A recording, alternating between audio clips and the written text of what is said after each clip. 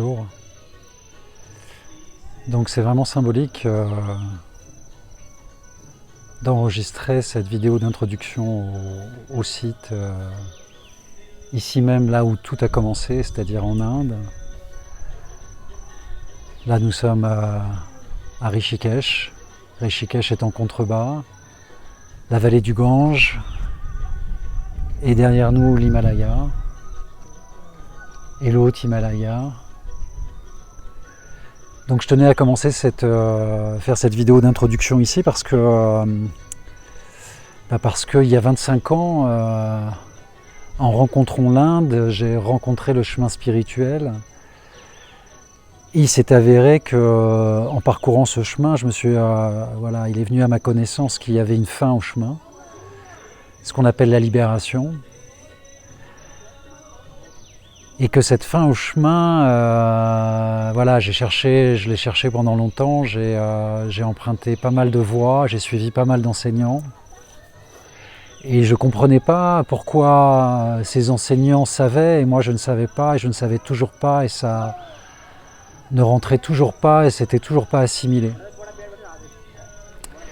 Et puis il y a de cela quelques années, toujours dans ma quête et dans ma recherche profonde de vérité, avec ma sincérité et mon authenticité, la porte s'est ouverte du moyen de connaissance ancestrale qui s'appuie sur les Védas, qui est une des 6 écoles orthodoxes issues des Védas, qui reconnaissent les Védas comme autorité.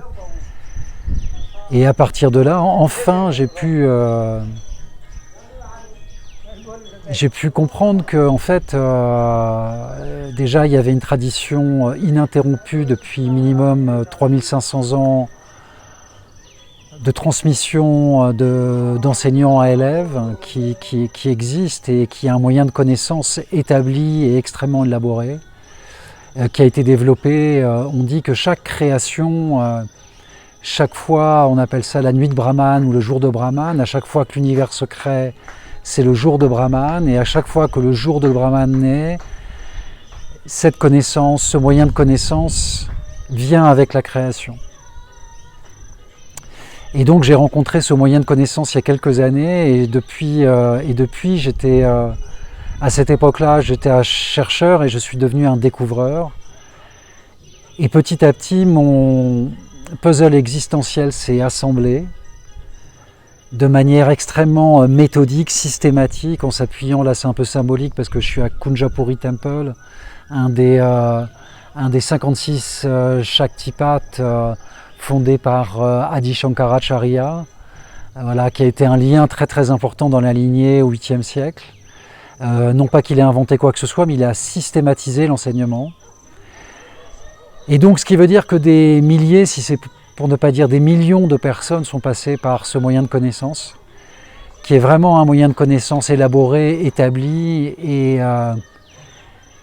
c'est là où j'ai trouvé vraiment la porte de sortie, alors que jusque-là je suivais ce qu'on appelle des enseignants du néo-Vedanta, eux savaient, mais moi je n'arrivais toujours pas à savoir, et je me suis rendu compte en rencontrant ce moyen de connaissance que effectivement je me suis rendu compte que effectivement je ne pouvais pas venir à comprendre, puisque finalement leur enseignement était issu de leur expérience, de leur compréhension, mais que leur compréhension était parcellaire. Et la force de ce moyen de connaissance, c'est qu'il amène une compréhension globale. Il y a 3 éléments. Il y a l'individu, la compréhension de l'individu, la compréhension de l'univers et la compréhension de ce qui sous-tend tout ça. Et bien sûr, le 4e élément qui est essentiel, c'est le lien entre les 3. Et quand on a assimilé tout ça, on est libre. Mais pour ça, effectivement, il faut avoir des informations extrêmement claires, tangibles, éprouvées. Et à partir de là, en suivant cette lignée, en suivant cette voie, empruntée par des milliers ou sinon des millions de personnes, on arrive à la fin du chemin. Et la fin du chemin, elle consiste à honorer ce cadeau qu'est la vie, à ne plus rien attendre, mais juste à se poser la question de comment participer, comment offrir, comment servir. Voilà, c'est ça la libération, c'est comment servir en sachant que je ne suis pas ce corps-esprit, je ne suis pas mes pensées, je ne suis pas mes émotions, je ne suis pas ce corps physique.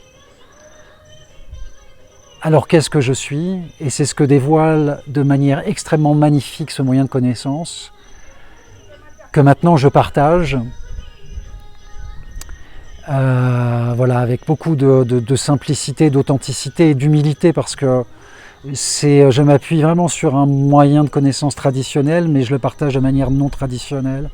Parce que si je devais le partager de manière traditionnelle, nous devrions passer par des étapes qui sont notamment l'apprentissage du sanskrit et des étapes aujourd'hui qui pour moi n'ont pas été fondamentales et donc j'estime que pour les autres non plus ne le sont pas. Heureusement qu'il y a des gens qui maîtrisent le sanskrit et qui continuent à partager ce moyen de connaissance de cette manière traditionnelle si magnifique. Mais pour nous occidentaux, à un moment donné, voilà, l'apprentissage du sanskrit pour être un sanskritiste moyen, voire même faible, c'est déjà 8 ans d'apprentissage à plein temps. Donc non pas qu'on n'utilise pas le sanskrit, mais on l'utilise parce que c'est une langue magnifique, c'est la langue vraiment de la spiritualité, alors que toutes les autres langues sont des langues qui sont tournées vers le monde des objets, vers le monde des apparences. La particularité du sanskrit, c'est que c'est une langue qui a été développée que par rapport au monde spirituel.